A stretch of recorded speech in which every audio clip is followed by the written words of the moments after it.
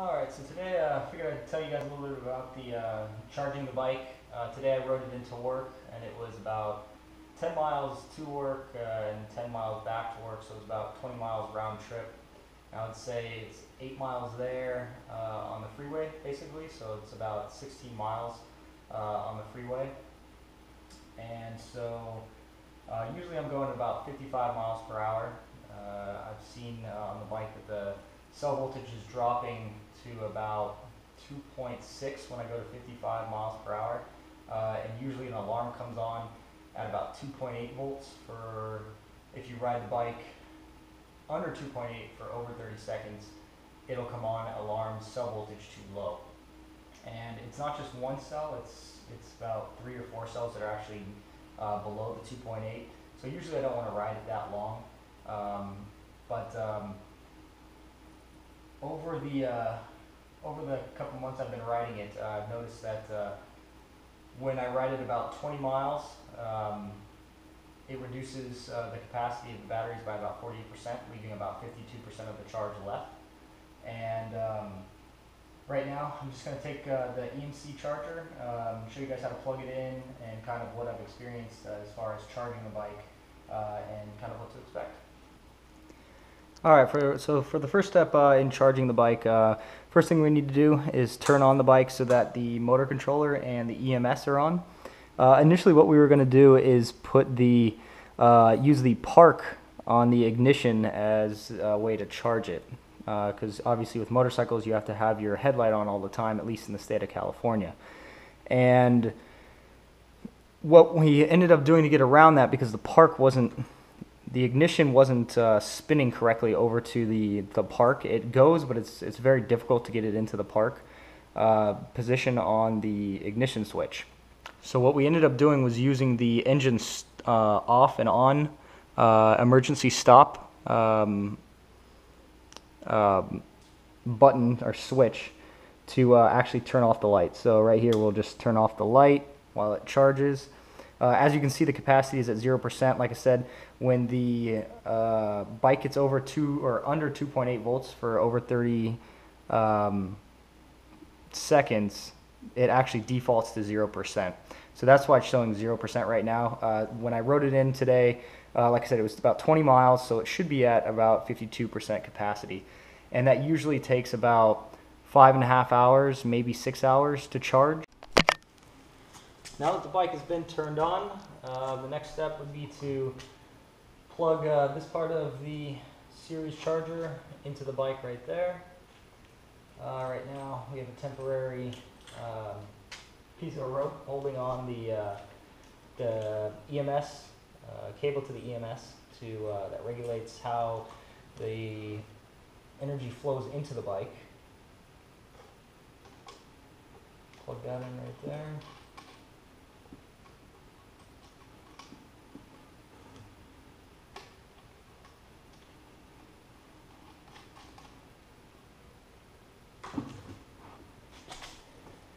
And lastly, plug this in to the wall.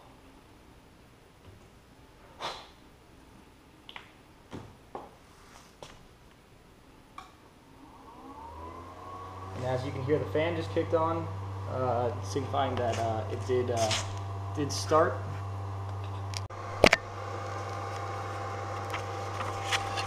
Okay, so on the side of the EMC series charger, you will see a series of lights, 5 green lights and LED lights and 1 red LED light. So some alarm indication that you should be aware of.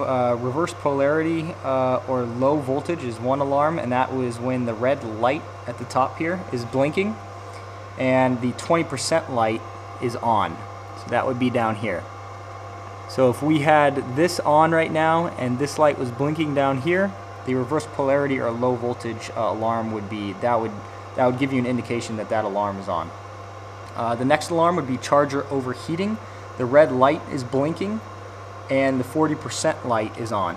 And the 40% light obviously is the next one up. It goes in increments of 20 all the way up to 100% right here on the top one. The next alarm is ambient temperature is too high. The red light is blinking and the 60% light is on. The next alarm is charging timeout, and that is when the red light is blinking and the 80% light is on.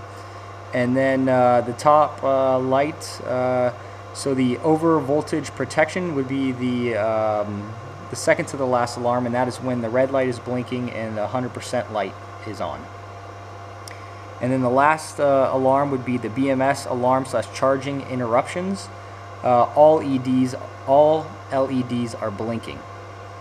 And so the charging status indication, the shutdown status is when 6 lights are blinking. That would be all 6 of these lights right here. And the charging stage has the percent light indicating pack voltage versus max charging voltage. So right now we're probably in the 50% range of capacity right now, which is what this is showing right here by this middle blinking green light. Battery presence not detected is when the red light is blinking and the 20% light is on. And the charging is complete when all 5 of these green lights are solid green, nothing is blinking. Another way to know that the charging is complete is the fan right here will shut off.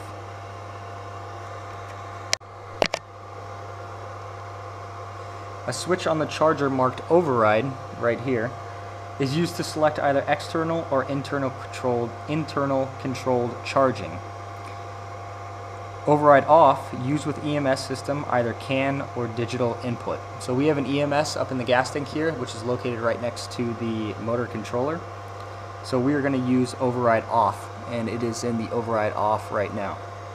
Override on is the charger program based on pack voltage only, recommended for testing purposes only, do not use for normal charging.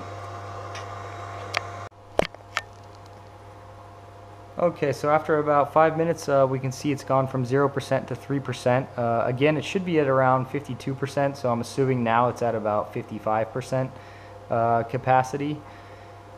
The current charging is at 9.2 amps, and when the external control is selected and a CAN signal is used, if any cell reaches the recharge set point, the default is 3.7 volts as signaled by the EMS. The charger will automatically enter the final recharge cycles. Now the recharge cycles, when the EMS detects any cell has reached the recharge set point, default of 3.7 volts or above, the charger reduces the charge current to 0 amps for 5 minutes to allow the EMS to balance the battery pack. The charge will resume after about 5 minutes at half the previous charge current and will again charge until it receives a signal from the EMS that a cell has reached the recharge set point. So at the end, and hopefully I can show this later on, is the recharge. The current amps will be about 0.5 or 0.6 amps at the end, and the actual voltage will be at about 86.15 or 86.16. And it usually does that for about 20 minutes, I think, while it's kind of balancing out the voltage throughout the cells, and then the EMC series charger will eventually turn off. Okay, so it looks like we're reaching the end of our charge because the voltage is all the way up to 86.17. The current charging is at about what, 0.4 to 0.6 amps, so it looks like it's just kind of trickle charging right now. And probably just equalizing throughout the voltage throughout the batteries right now. Looks like the minimum voltage is 3.53 and the maximum voltage is 3.61. And it looks like the max temperature for one or multiple cells is 113 degrees Fahrenheit, so it's still doing all right temperature wise. Let's scroll through to some of the other ones. So it looks like, yeah, 109, 107. Looks like there's only 2 on this page that are actually 3 that are 113, and then 1 that's 113 on this page. So 4 out of 24 cells that are 113 degrees Fahrenheit. And back to the beginning. So it looks like this will probably shut off in the next maybe 20 minutes or so. And it looks like the top light, green light, is still blinking. Once that turns solid green, then we will know that the charge is complete and the fan will turn off. So as we can see here, all green lights are solid and the fan is off and the charge is complete. And as we can see here, the voltage has dropped from 86.17 to 80.16 as it balanced it out, and now it's at 0.6 amps, and the minimum voltage is 3.31, the max voltage is 3.34, and it's 100% capacity.